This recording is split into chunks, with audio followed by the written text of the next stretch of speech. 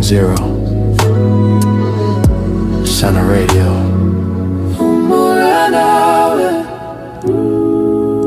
Time to heal, time to breathe, time to feel alive again. Sana Radio, where your heart finds peace. Ama.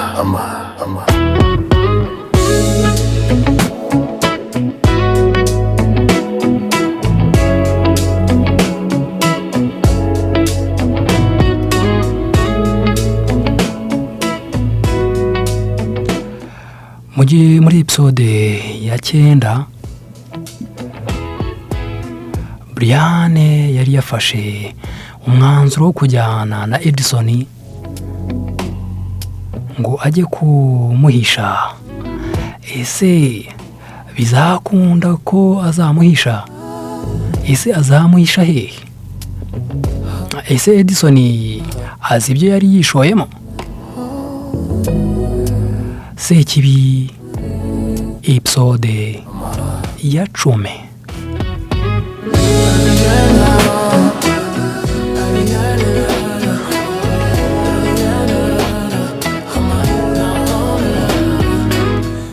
Ninjiye mu modoka nuko nawe yata imodoka turagenda. Mu by'ukuri sinarinzi aho anjyanye. Muri ako kanya nagaruye ubwenge nibwo nasanze ndi mu modoka y'umuntu ntazi, usibye izina rye yari yambwiye, nta kindi nari muziho na kimwe kirenze. Narinzi ko ari umushoferi wa taxi itwara abantu, ariko ndetse n'amazina ye ariko nta kindi nari muziho.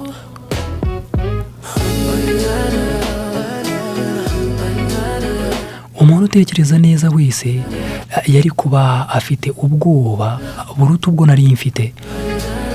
Gusa igitangaje nuko numvaga mfite umutekano n'amahoro kurusha uko nabaga ndi kumwe na Iva umugabo wanjye, cyangwa se ndi mu rugo njye nyine.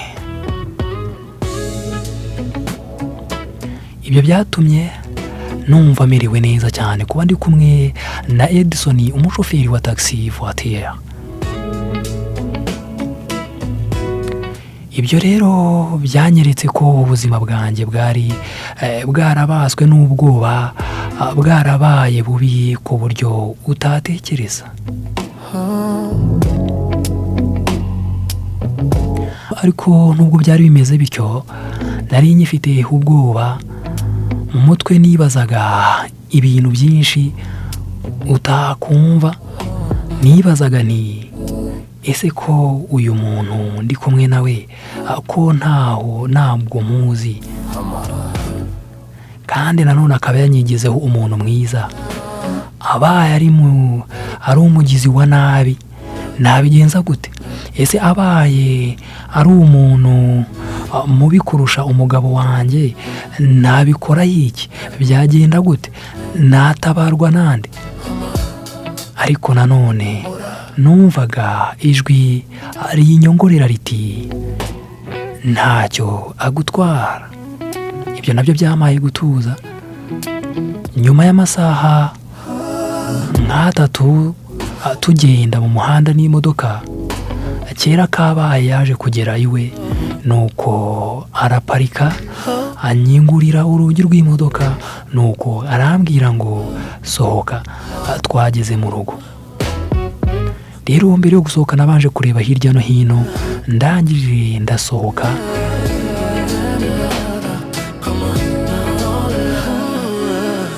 Yabaga mu nzu nto yubakishijwe n'imbaho, iri mu gipangu yonyine, nta kintu cyiza gitangaje cyari gihari. Mu nzu harimo intebe zisanzwe, televiziyo ishaje bigaragara ko yari imaze imyaka myinshi ikoreshwa, ndetse hari akameza ko guterekaho utuntu nako gashaje kari mu nguni y'icyumba cye. Ikindi intebe nabo zo zari zishaje, birumvikana yari mu buzima busanzwe butandukanye n'ubwo nari mbayemo. Rero nanone inzu yari igizwe n'icyumba kimwe kandi kinini, hari n'akandi kumba gato yararagamo gafatanye na cya cyumba kinini.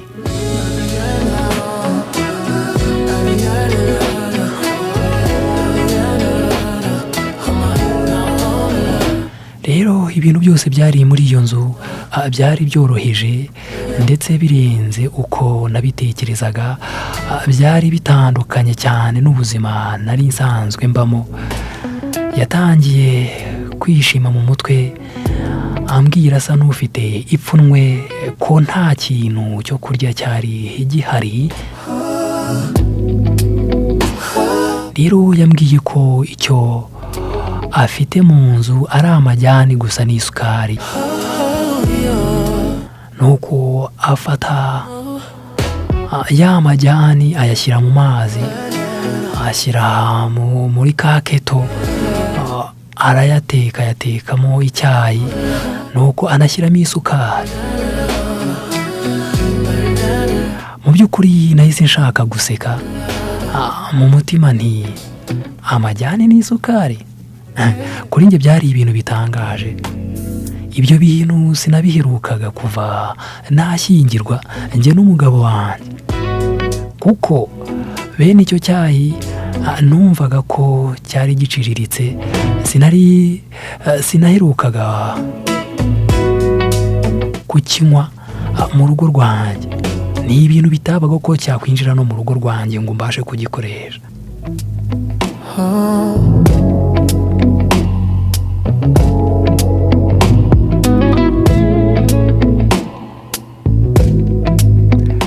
Cyane ko umugabo wanjye yari afite ubuzima bwiza, nashakaga kurya, yanguriraga ibiryo bihenze. Umugabo wanjye yaramfataga akanjyana ahantu, agatumiza muri resitora ibyo kurya byiza, kandi ibyo kurya ibyo ari byo byose nshaka. Najyaga muri resitora nshaka ihenze muri karitsiye, naryaga muri resitora yari yose nshakamo kandi ihenze. Ibyo rero byo kunywa icyayi numvaga nyine bisekeje.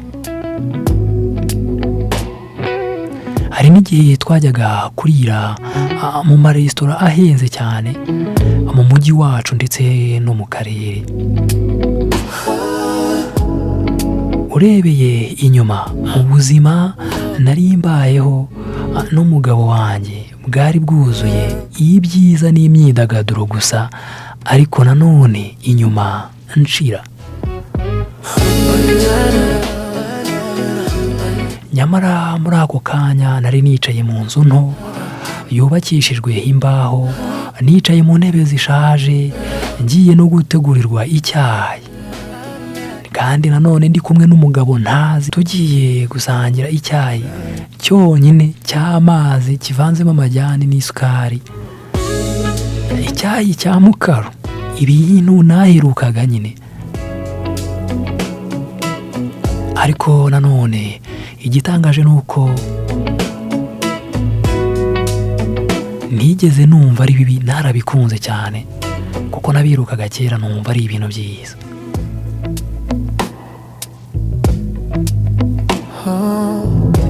Ubwo yahise azana igikombe dutangira kunywa, naje kubikunda cyane. Ariko nanone nahise nibaza ko wenda nari nkeneye cyo gushyira mu nda, cyangwa se byari ubwa mbere nyuma y'igihe kirekire numvise mfite amahoro mu mutima.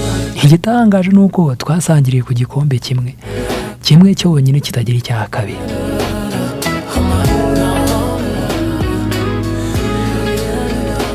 Tumaze kunywa yarahagurutse, nuko arambwira ngo njye kuryama mu cyumba cye, we aryame mu ntebe, ndetse ananyihanganisha ko mburaye. Rero nahise muhakanira nti oya, njye ndaryama hano muri salo nta kibazo mfite. Rero niko kumbaza atunguwe cyane. Kubera iki buriya? Kubera iki utajya kuryama ku buriri? Rero yavugaga atuje nk'umuntu ufite indangagaciro, ariko nanone ibyo byose sinari kubyizera.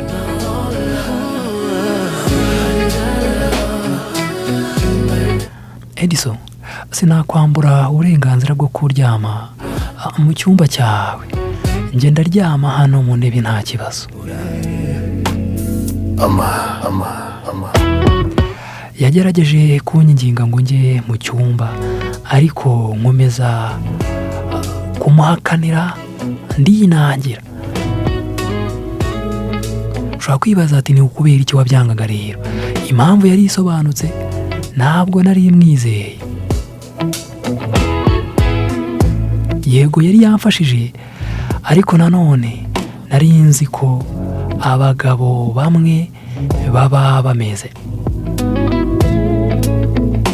Kenshi bakora ikintu bizeye inyungu iri buze giherekeje, cyane cyane ko rimwe na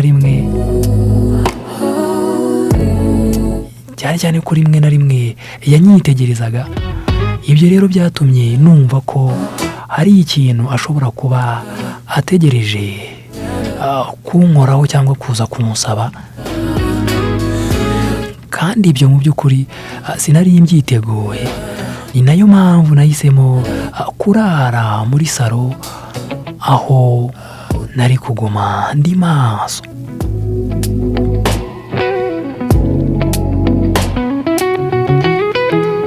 Ijoro sinasinziriye, ntabwo nigeze nsinzira rwose. Nakomeje guhindukira mu ntebe, ibitekerezo ari byinshi mu mutwe ndetse no mu mutima. Ushobora kwibaza ngo natekerezaga iki? Natekerezaga ku mugabo wanjye, ku rushako rudasanzwe rwiganjemo amayobera ndetse n'amabanga. Urushako narimo ni ibintu byose byari byarabaye nari narirebeye cyangwa numvise. Nanone kandi nari nyiri maso, nk'uko najyaga ngerageza gucunga umugabo wanjye nyiri mu rugo rwanjye. Ni nako hano nari nyicanye ku maso. Rero nakomezaga kwibwira ko Edison naramuka agerageje ikintu kidasanzwe, ko ngomba kuba niteguye.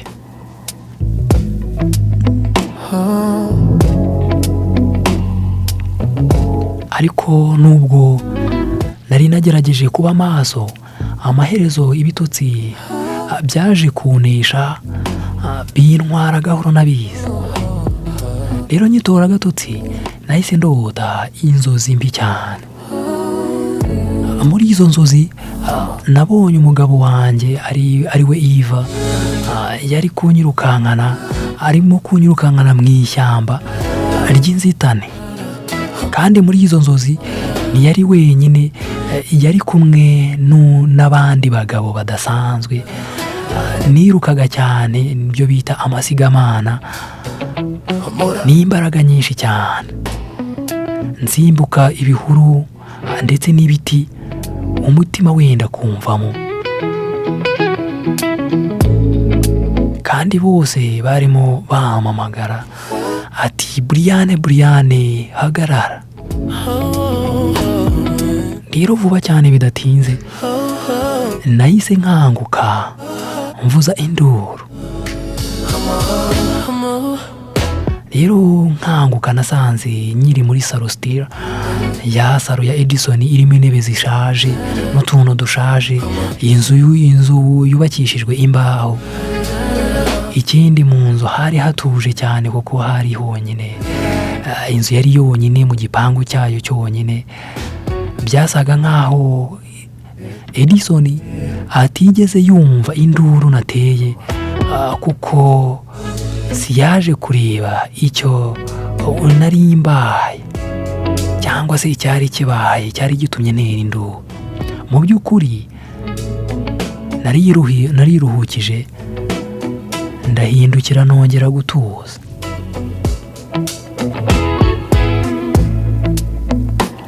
Rero byatinze nongeye gusinzira, nongeye gutekereza ku kintu kimwe gusa. Edison ntiyari yigeze antera stress ngo ambuze amahoro mu nzu ye, oya. Rero ibyo byatumye numva mfite umutekano kurushaho. Rero mu mutima nibwira ko nari namuciriye urubanza, nyamara namwibeshyeho.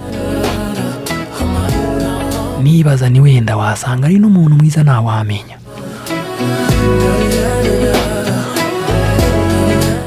Amaherezo nongeye gusinzira, nibwo numvise ukuntu. Rero mu kwiyumva ukuntu numvise ukuboko k'umuntu kunkoraho, kunkora ku kibero. Umutima wahise usimbuka, nabanje kwigira nk'uwasinziriye, ariko banza kwigira nk'utabyumva nanone. Ubwo mu kubanza kwigira nk'uwasinze nabanagize ngo nanone niwe urimo kunkoraho. Rero nibwo nahise ntangira gutekereza icyo ndi bukore mu gihe yagira ikindi kintu ashaka gukora. Rero nakomeje kwigira nk'uwasinziriye Stella. Rero navuze sa nk'uri mu bitotsi nti ese yewe rekeraho, yewe wandetse. Rero aho kurikira ukuboko kongeye kunkoraho gahoro, niko nahise mfungura amaso. Rero numvise ijwi rituje rimbwira ngo byuka, byuka, ndashaka ko. Rero atarasoza kuvuga nahise nicara, ariko igitangaje nuko atari impande yanjye, atarahagaze iruhande rwanjye, ahubwo nibwo yari arimo gufungura urugi rw'icyumba cye, nibwo yari akibyuka. Yari yambaye isengeri ndetse n'ikabutura.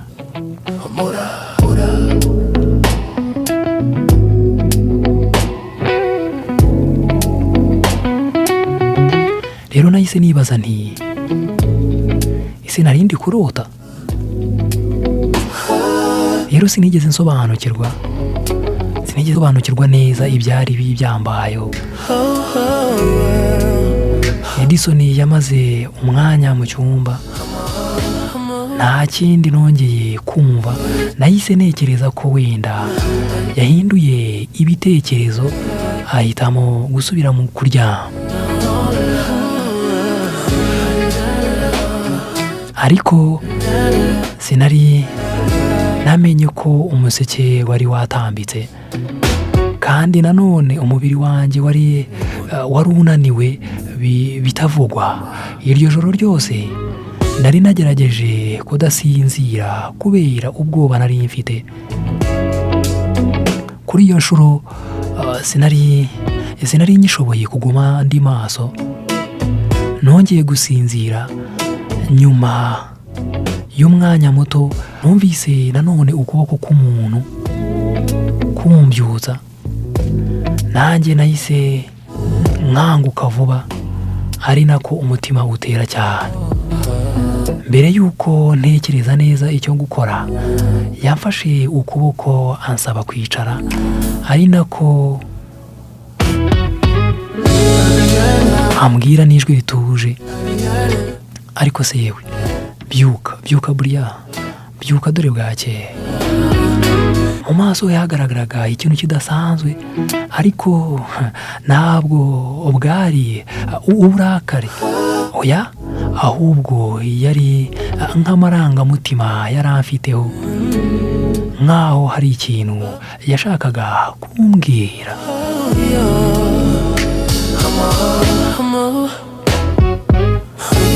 Rero yanyitegereje cyane ati, burya ndashaka ko wowe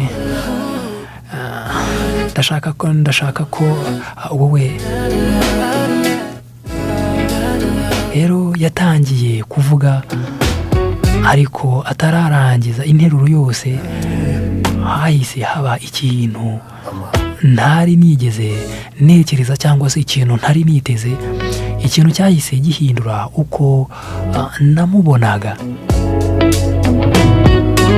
Kandi uwo mwanya niwo wabaye intangiriro y'amarangamutima nigeze ntekereza kugira. Bigenze biteze, Brian yaba atangiye gukunda Edison. Ntuzacikanwe rero na episode ya 11. Inkuru muyitegurirwa mukayigezwaho na Mr. B.